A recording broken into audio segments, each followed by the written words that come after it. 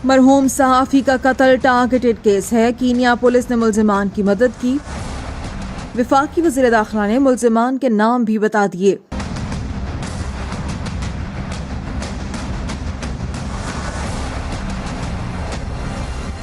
एक निजी TV programme के दौरान वफाकी वज़ीर दाखिला राना सनाउल्लाह ने मरहूम सहाफ़ी और एंकर पर्सन अरशद शरीफ के कीनिया में कत्ल होने के केस से मुतालिक तहलका खेज इंकशाफात किए।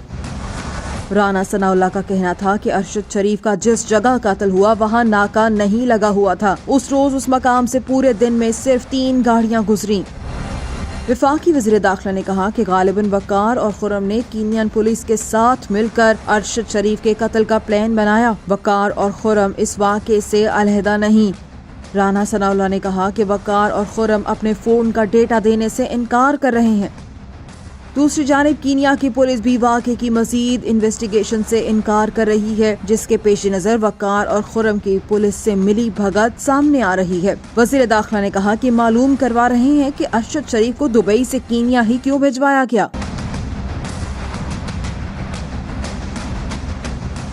राना सनाउल्लाह ने कहा कि अरशद शरीफ के अफसोसनाक हादसे के बाद से खुरम और वकार अब बराह रास्त बात नहीं कर रहे। उनका कहना है कि इस मामले में अब उनका वकील बात करेगा।